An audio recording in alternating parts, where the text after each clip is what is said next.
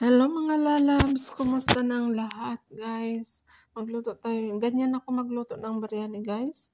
Una, i-fry ko muna yung mga panghalo. Yung putat, onion, at saka eggplant. Depende sa gulay guys, ihalo nyo guys. At ayan, yung onion kasi guys, ipaibabaw natin yan mamaya pagkatapos. Pag ihain na din, yan din ang ipaibabaw. Una guys, gisa ko muna yung onion, garlic, tomat. Yung iba guys, hindi nang lalagay ng tomat. Tapos, yung lahat ng palasa, powder. Siyempre sa atin, nagagamit tayo ng Maggi cubes. Sila hindi sila nagagamit ng Maggi cubes. Tapos, ayan yung pinakulo ang manok. Ilagay na natin yung pinakulo ang manok bago natin lagyan ng tomato sauce, or pwede rin na lagyan una ng tomato sauce. Depende sa inyo ha guys.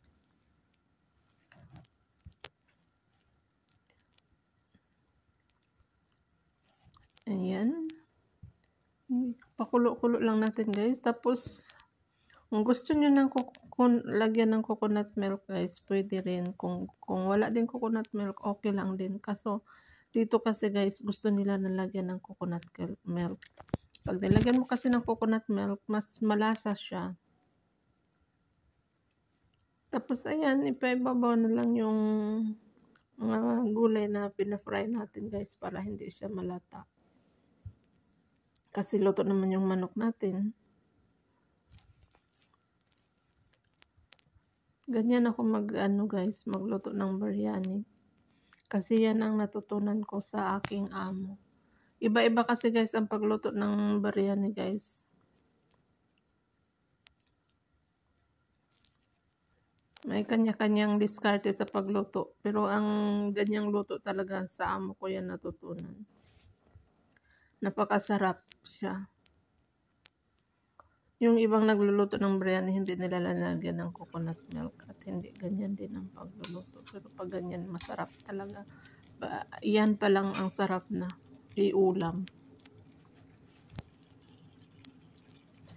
Sa kanila kasi, ihalo nila sa kanin. Bago ipa-smoke yung kanin, ihalo nila yung chicken. At ayan na ang ating kanin. Yung kanin natin, tamang lambot lang din kasi yung manok natin may kunting sauce para pag mas-smoke siya, hindi malata yung kanin. Ayan. Masarap na masarap ang ating chicken. Kahit yan lang guys, sarap na yan iulam eh. Ang ganyan guys, ilagay nila sa gitna yung tapos sa ibabaw naman yung kanin bago ilagay yung saparan. Kaso ako guys, kinuha ko yung gulay niya kasi para ipaibabaw ko para hindi siya malata mamaya. Pag ihain natin, ilalagay yung mga gulay sa taas.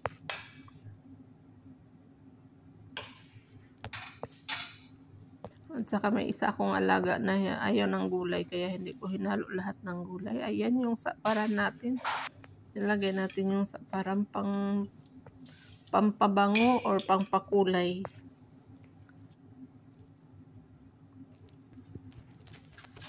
Tapos guys, ayan, pinaibabaw ko yung ibang gulay kasi mamaya pa ibabaw ko rin yan. Thanks